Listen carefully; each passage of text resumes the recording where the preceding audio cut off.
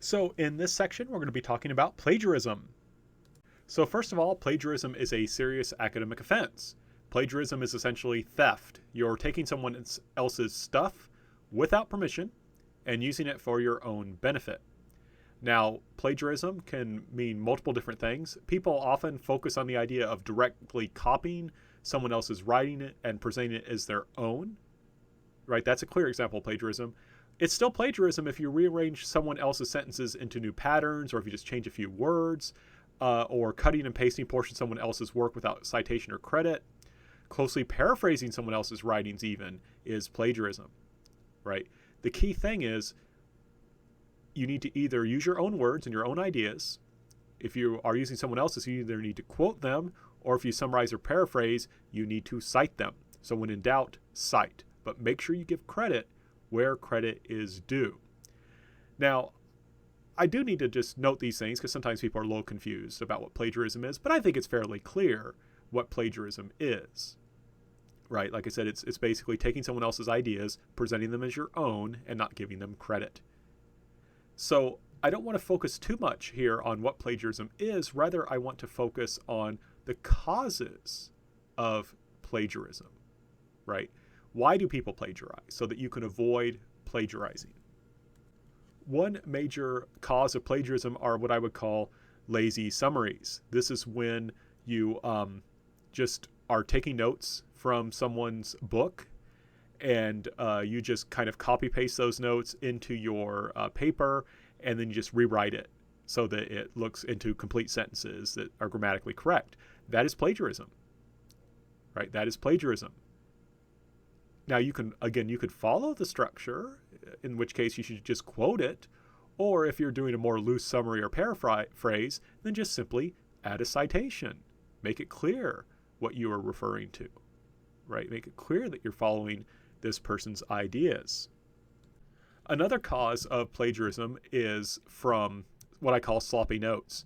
So when I'm typing notes from a book, I make it very clear when I'm what page number I'm on, for one thing, right? So I need to make it clear what pages I'm referring to when I take notes.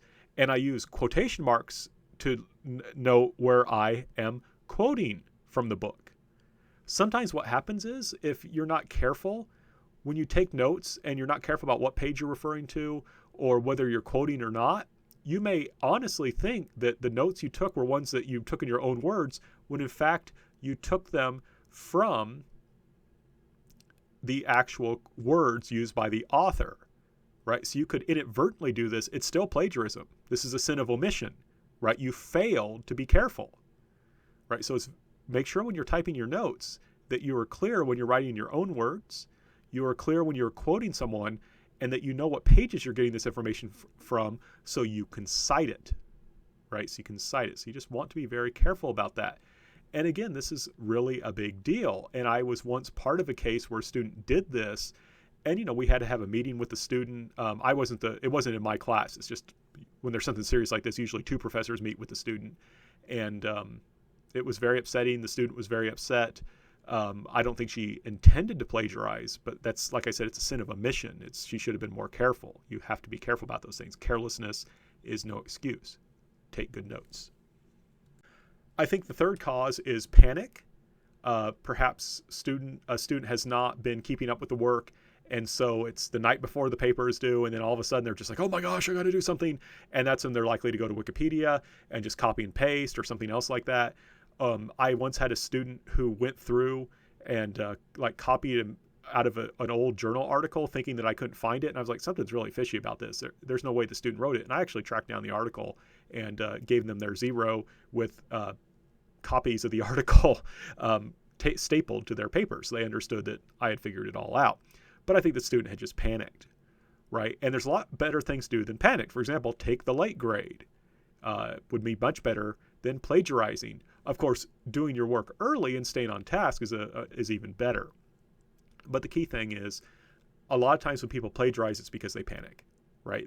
I think a lot of people are used to wait until the last minute to do their paper, and then sometimes you get papers that are too big to do that, and then people panic. Don't do that. There's lots of other ways that you can deal with this. Just talking to your professor, right? There will need to be a penalty, but certainly the penalty is better than what you would have with plagiarism.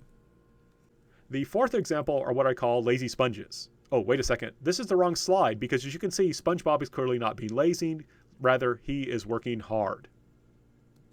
One of the big examples of plagiarism are what I like to call lazy sponges, right? Lazy sponges are people who don't do their work because they think that they're better than other people and they should let other people do the work so they can play or do whatever.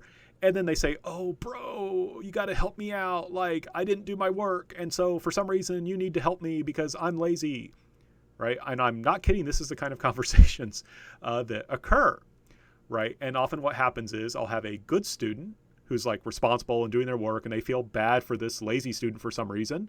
And we'll help the lazy student by letting them copy their work. The lazy student, being lazy, will copy it in such a way that I easily catch them both for plagiarizing. I know who was the copier and who was the copyee, but I got to bust them both, right?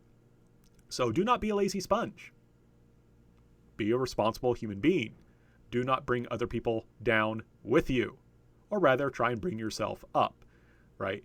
And I just cannot stress how much I despise that kind of behavior, right? Because again, usually it's what I find is my hardworking students who are really doing their best, and then they've got these lazy sponges bothering them and saying, hey, could you help me out? Because like, you know, I need help and I deserve it even though I'm lazy.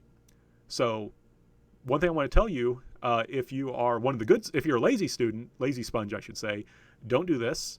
Don't bother other people. Do your own work. Be an adult. Be responsible.